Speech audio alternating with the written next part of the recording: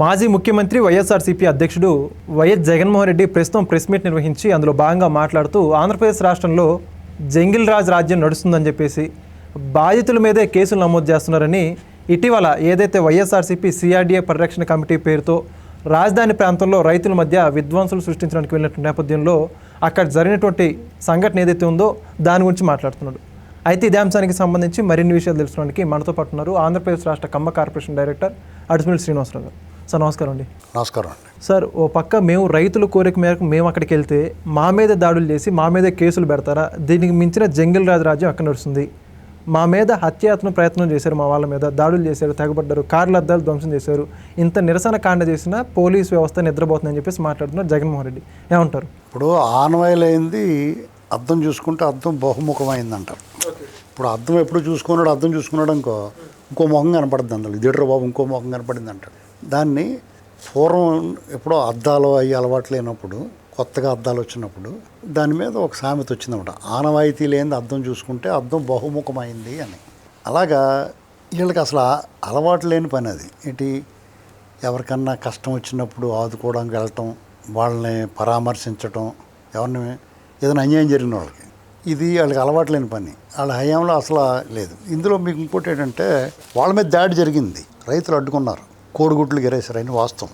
పోలీసులు అడ్డుకున్నారు, మమ్మల్నే దాడి చేశారు, మమ్మల్నే కేసు పెట్టారని అంటున్నాడు ఇతను. ఇప్పుడు వీళ్ళ మీద అక్కడికి వెళ్ళిన వాళ్ళు ఎవరో అంబటి రాంబాబు, పేరు నాని, ఇంకోటి లేళ్ళప్పిరెడ్డి, దేవనాని అవినాష్, ఇంకోళ్ళు టీడీపీ ఆఫీస్ మీద దాడి చేసిన వాళ్ళు మొండితోక అరుణ్ కుమార్, వెళ్ళిన వాళ్ళు అందరూ కూడా గాంధీ మహాత్ముడి తాలూకు అంశ కాదు. వాళ్ళు ఎవరు అందరూ కూడా విధ్వంసకారి వీరప్పనులు.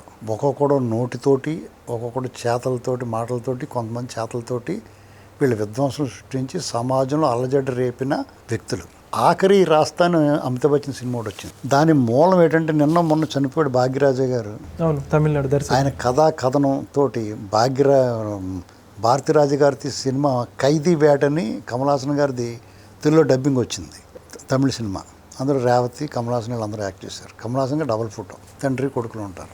అందులో ఒక పాత్ర, కమలాసన్ గారి పాత్ర, అతను తప్పు చేయకుండానే, అతను హత్య చేయకుండానే అతన్ని హత్య చేసాడని రుజువు చేసి జైలు పెడతారు. 14 ఏళ్ళు అన్నాళ్ళు, 15 ఏళ్ళు అతను జీవిత ఖైదు అనుభవించి వస్తాడు బయటికి. అతను హత్య చేయకుండా హత్యానేరం మీద శిక్ష అనుభవించాడు కాబట్టి అతను బయటకు వచ్చి ఒక హత్య చేసి 2 లెవెల్ అయిపోయినాయి అంటాడు. నీకు అర్థమైంది నేను చెప్పిన పాయింట్, ఆ కథ పాయింట్ అది. హత్య చేయకుండా హత్యానేరం మీద జైలు శిక్ష అనుభవించాడు కాబట్టి బయటకు వచ్చి హత్య చేసేస్తే ఒక హత్య చేస్తాడు, బయటకు వచ్చి అందులో తప్పించుకుంటాడు, అతను రుజువులు లేకుండా చంపేస్తాడు. అప్పుడు అతను ఏం చెప్తాడంటే, ఫైనల్గా హత్య చేయకుండా హత్యానేరం అనిపించాను కాబట్టి హత్య చేసేసాను, ఇప్పుడు 2 లెవెల్ అయిపోయినాయి అంటాడు. ఏదైతే ఆరోపణ వచ్చిందో అది నిజం చేసేసి లెవెల్ అయిపోయింది, ఆల్రెడీ శిక్ష అనిపించాడు కాబట్టి. అలాగా వీళ్ళు తప్పులు ఎప్పుడు చేసినా కానీ వీళ్ళకి శిక్ష పడటం కానీ, వీళ్ళు అరాచకాలు చేసినప్పుడు వీళ్ళ మీద దాడులు చేయడం కానీ ఇప్పుడు జరగలేదు కదా. అది ఇప్పుడు జరిగింది, ఇప్పుడు లెవెల్ అయిపోయింది. అర్థమైందా నీకు? ఇది ఎప్పుడు జరగాలి?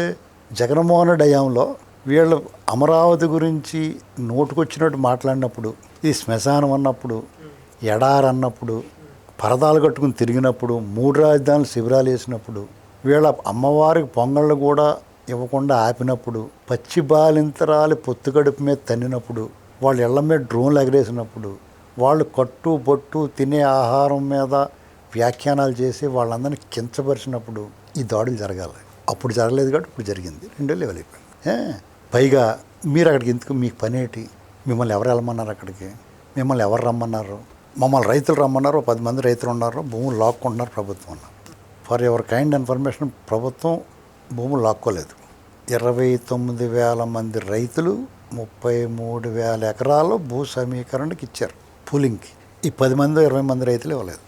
12 ఏళ్ళు అవుతుంది ఇప్పుడు వరకు ఈ వ్యవహారం అంతా స్టార్ట్ అయ్యి భూ సేకరణలు ఇవన్నీ. అవాళ్ళ నుంచి ఇవాళ వరకు కూడా ప్రభుత్వం వాళ్ళని రిక్వెస్ట్ చేస్తుంది పూలింగ్కి ఇమ్మని. వాళ్ళ వల్ల కొన్ని పనులు ఆగిపోయినాయి, కొన్ని రోడ్లకు మధ్యలో ఉన్నాయి, సీడ్ యాక్సెస్ రోడ్లు అయ్యాయి. అది పూర్తి వీళ్ళ వల్ల ఆళ్ళ రామకృష్ణారెడ్డి ప్రోద్బలంతో నీ బ్యాచ్, నీ పార్టీ సానుభూతి పరులు రాజధాని అభివృద్ధికి ఆటంకం కలిగించి రాజధానిలో పనులు వేగవంతాన్ని అడ్డుకట్టేసిన వీళ్ళు, కేవలం నీ మనుషుల వాళ్ళు వీళ్ళు ఆపితే రాజధానిలో పనులు పూర్తి చేయలేదని మీరే మాట్లాడతారు మళ్ళీ. అంటే మీరే ఆపుతారు, మీరే మాట్లాడతారు. అయినా ప్రభుత్వం అవాళ బలవంతం పెట్టలేదు, అధికారంలోకి వచ్చి 2 ఏళ్ళైనా ఇవాళ బలవంతం పెట్టలేదు. ఇవాళ కూడా పూలింగ్కి ఇమ్మని చాలా సామరస్యంగా సహనంగా వాళ్ళతో డీల్ చేస్తున్నారు. అయినా సరే వాళ్ళు మీ దగ్గరికి వచ్చారు, నిన్ను చూశారు, నీతో మాట్లాడారు, తిరిగి నువ్వు మాట్లాడే వాళ్ళతోటి అది చూసిన వెంటనే పరిగెత్తికెళ్ళి ఇచ్చేశారు. చాలా ఇంకా మెతవాళ్ళు కూడా ఇచ్చేస్తారు. ఇప్పుడు ఇది జరిగిన తర్వాత మెతవాళ్ళు కూడా ఇచ్చేస్తారు. అంటే దీన్ని బట్టి ఏమర్థమైంది, నిన్ను దగ్గర నుంచి వస్తే దూరం నుంచి చూసినప్పుడు దూరపు కొండలు నునుపులాగానే నువ్వు వాళ్ళకి ఏదో జనం అందరూ చీకొట్టినా ఇంకా నీ మీద మోజు రాజశేఖరరావు నీ మీద మోజు తీరలేదన్న పాట ఉంది. అలాగా నీ మీద మోజు ఉన్నవాళ్ళు ఉన్నారు. వాళ్ళకి నువ్వు ఇంకా ఆంతనావు. నీ దగ్గరికి నువ్వు అందుకుని దగ్గరికి ఛాన్స్ ఇవ్వవు ఎవరికైనా, కానీ దగ్గరికి వచ్చి చూసారా లేదో రకంగానే నువ్వు మాట్లాడు సీడ్ యాక్సెస్ రోడ్ల గురించి గట్రా నువ్వు మాట్లాడిన తర్వాత అమ్మని వీటితో దెబ్బైపోతాం రా బాబు అని వచ్చి అన్నీ ఇచ్చేసారు. అయినా నీకు సిగ్గు లేకుండా వాళ్ళు ఏదో రమ్మన్నారో సిఆర్డిఏ పరిరక్షణ మీకు సిగ్గులేదా మీ మొఖాలకి వెళ్ళి మీరు ఏం ఉద్ధరిద్దామని ఏం చేద్దామని వెళ్ళారు. మీరు ఆపితే ఆగుద్దా? ఎందుకంటే భూసేకరణ చట్టం 2013 ప్రకారం ప్రభుత్వానికి ప్రజోపయోగమైన కార్యక్రమాలకే భూములు తీసుకుంటారు అని మేమంటాం, లాక్కుంటారని మీరంటారు. సరే లాక్కుంటారు, ఖచ్చితంగా లాక్కుంటారు. ఆ పని ఎప్పుడో చేయగలిగినా, చేసే అవకాశం ఉన్నా, చేసే అధికారం ఉన్నా వాళ్ళు చేయలేదు. వాళ్ళని అంతవరకు మెచ్చుకోవాలి మీరు. అది మానేసి వాళ్ళు పొల్లెడదామని, అలజడి సృష్టిద్దామని, వాళ్ళని విసిగిద్దామని చేసిన ఎన్నాళ్ళు వేధించి వెంటాడి వాళ్ళ ఆక్రోశానికి, ఆవేదనకి, ఆగ్రహానికి గురయ్యి కూడా మీరు బతికి పట్టగట్టారంటే మీ అదృష్టం. ఇవాళ తెయ్యమంటే తగుదనమ్మంటే తయారైపోతే ప్రభుత్వం సహనంతో ఉంది. పోలీసులు కూడా వద్దురా బాబు మీరు వెళ్ళకండిరా బాబు అని చెప్పారు. పోలీసులు ఆపారు, వద్దురా బాబు మీరు వెళ్ళకండి, ప్రజలు ఇబ్బంది వస్తుంది, లా అండ్ ఆర్డర్ ప్రాబ్లం వస్తుందని చెప్పారు. మీరు వినలేదు. ఇప్పుడు అధిక వర్షాలు కురుతాయి, వరదలు వస్తూ ఉంటాయి, కలవర్ట్లు ఉంటాయి, రోడ్డు మీద నీరు ప్రవహిస్తూ ఉంటుంది. అక్కడ పోలీసులు ఆపి ప్రజల్ని బళ్ళు మీద కట్టి వెళ్తూ ఉంటారు మూర్ఖంగా కొంతమంది బస్సుల్లోనూ. వాళ్ళని వెళ్ళొద్దని ఆపుతారు. వద్దు కాదని వెళ్ళిన వాళ్ళందరూ కొట్టుకుపోవడం అనేక వీడియోల్లో మీరు చూశారు. తర్వాత ఒకళ్ళు ఇద్దరు పోలీసు వాళ్ళు మాట వినకుండా బైక్ మీద వస్తే దిగిన వెంటనే లాఠీలు ఇచ్చుకుని ముడ్డి పగల కొడతాం కూడా చూసాం మనం. అంటే వాళ్ళు అందంగా అక్కడ ప్రమాదం ఉంది, మీరు వెళ్ళకండి, రైతుల ఆగ్రహానికి గురవుతారు, మీరు వాళ్ళని రెచ్చగొట్టకూడదు, మీరు ఇటువంటి కార్యక్రమాలు చేయకూడదని వాళ్ళు చెప్పారు. అయినా సరే ఈ గ్యాంగ్ వెళ్ళారు. అందులో ఎవరెవరు ఉన్నారు? దేవినేని అవినాష్ ఉంటాడో, లాళ్ళ అప్పిరెడ్డి ఉంటాడో, అంబటి రాంబాబు ఉంటాడో, పేరు నాని ఉంటాడో, ఇంత రాయించుకుని పోలీసుని కొట్టేసినట్టు ఉంటాడు. వీళ్ళందరూ టీడీపీ ప్రధాన కార్యాలయం మీద దాడి చేసిన గ్యాంగ్ పైగా అందరూ వాళ్ళే. ఆ పవన్ గంటి చైతన్య ఇలాంటి వాళ్ళందరినీ వేసుకెళ్ళి అక్కడ రాజధాని రైతులను నువ్వు ఏం ఉద్ధరిద్దాం అనుకున్నా మరి వాళ్ళు ఊరుకుంటారా? ముద్దెట్టుకుంటారా నిన్ను? దీని శ్మశానము, ఆడారి, ముంపు ప్రాంతం ముంచేయటానికి చూసి అక్కడ కంకర, ఇసుక, మట్టి, శ్మశానం దొబ్బేసి పైపులు ఎత్తుకుపోయి వాళ్ళందరినీ ఇబ్బంది పెట్టేసి మిమ్మల్ని రండిరా అని చెప్పి మిఠాయిలు అవి పెట్టి ఆహ్వానిస్తారనుకుంటున్నారా? వాళ్ళు ఖచ్చితంగా చేయాల్సిన దానికన్నా చాలా తక్కువ 10% కూడా చేయలేదు. మీరు వెనక్కి రాకూడదు, అసలు వెనక్కి వచ్చేసారు మీరు. ఈ ప్రభుత్వం దయ వల్ల ఆ పోలీసుల రక్షణలో మీరు వెనక్కి వచ్చారు కదా, మీరు సంతోషించాలి. అమ్మ కొంచెం ఉంటే చచ్చిపోతుంటారు అంటాడు శ్రీహరి గారు, ఏదో బిట్ కనపడతా ఉంటుంది. అలాగా మీరు రిలాక్స్డ్గా ఫీల్ అయ్యి మేమే కేసులు పెట్టారంటే ఖచ్చితంగా పెడతారు. సమాజంలో అశాంతికి, అలజడికి కారకులైన వాళ్ళ మీద ఖచ్చితంగా కేసులు పెడతారు. వాళ్ళు చట్ట ప్రకారం వెళ్తున్నారు. కేసులు పెట్టక్కలేదు, పట్టుకుని ముసుగులు వేసి కొట్టి ఎవడ కొట్టాడు తెలకుండా కొట్టేసి మిమ్మల్ని. ఇప్పుడున్న వాళ్ళని, ఇప్పుడున్న అధికారం తిరుగులేని అధికారం ఉంది. మళ్ళా కూడా మీరు వచ్చే ఛాన్స్ లేదు. అసలు మీకు 2-3 రౌండ్లు వేస్తే మీరు మళ్ళీ రారని ధైర్యం వచ్చి ఎవడు చెప్పకలేకుండా పోలీసు వాళ్ళు కొట్టేస్తారు మిమ్మల్ని. అర్థమైందా? మిమ్మల్ని కొట్టేయకుండా పోలీసు వాళ్ళని, కార్యకర్తలని ప్రభుత్వం చంద్రబాబు గారు పగ్గాలేసి ఆపుతున్నారు. మీరు ఇలాంటి చేష్టలు చేస్తే వదిలేస్తారు. జస్ట్ నిన్న ఒకసారి సరే చూడండి అంటే ఇద్దరు వెళ్ళిపోయారు లోపలికి. ఇవాళ రేపో జడ వెళ్ళిపోతాడు, రేపో మాపో నువ్వు వెళ్ళిపోతావు లెక్కర్లో. ఆ లెక్కర్లో వెళ్ళిపోతున్నావు అని చెప్పేసి నువ్వేం చేస్తున్నావు? బెజవాడ సిపి రాజశేఖర బాబు గారికి పెడుతున్నావు. సిట్ అధికారి దర్యాప్తు బృందానికి నాయకత్వం వహిస్తున్నాడు ఆయన. నీ బొమ్మ మొత్తం బయట తీసుకొచ్చాడు, నీ వ్యవహారం అంతా బయట పెట్టేశాడు. రేపో మాపో నువ్వు అరెస్ట్ చేస్తున్నావు. అతని మీద కక్ష అది నీ పేపర్ నిండా రాసావు.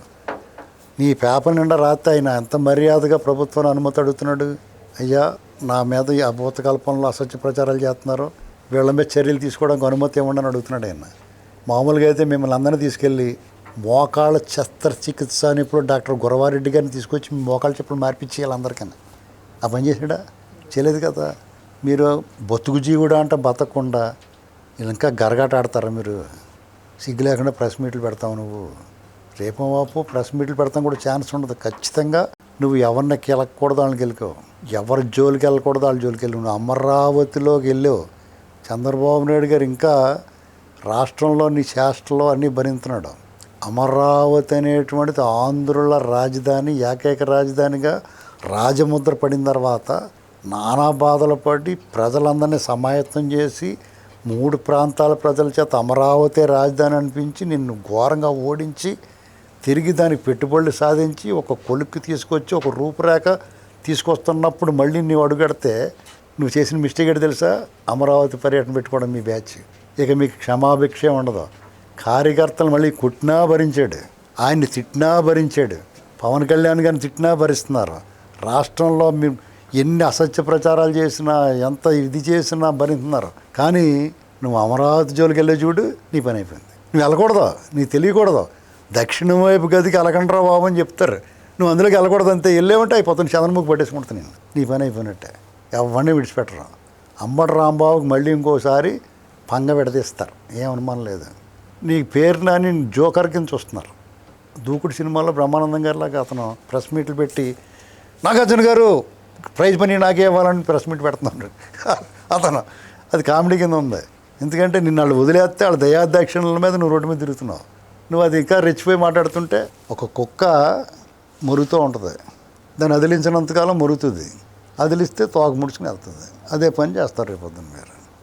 సిగ్గు లేకుండా ప్రెస్ మీట్లు పెట్టి నేను వెళ్ళబట్టే సాయికృష్ణ కేసు నువ్వు సిఐకి శిక్ష వేయించగలవా? నువ్వు వేయించగలవా?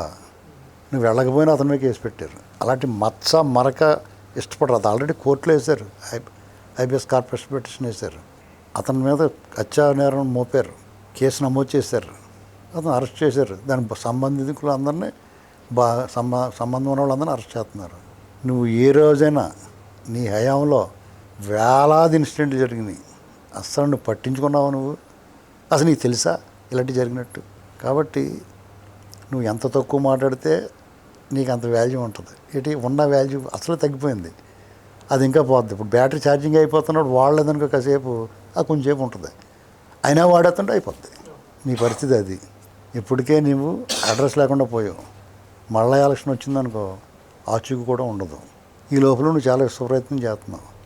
నువ్వు గెలుస్తామని కాదు, ఉన్నదాన్ని చెడగొట్టాలనే ప్రయత్నం అర్థమైపోతుంది. నీ ప్రయత్నాలు కానీ, నీ కార్యక్రమాలు కానీ, నీ ప్రెస్ మీట్లు కానీ మళ్ళా తిరిగి గెలుపు కోసం చేసే ప్రయత్నంలా కనపట్ల. ఎలాగా ఓడగొట్టిన మంచం కూడా అయిపోయాం, ఉట్టుకు 3 సేకులు తెగిపోయి తెగించినోడు తెడ్డేలేంగం, ఎలాగ జైల్లో పోతాను, పోయే ముందు పెంట చేసి పోతాం అన్న ఆలోచనే విధానమే మీ ప్రవర్తనలో కనపడుతుంది. Thank you sir.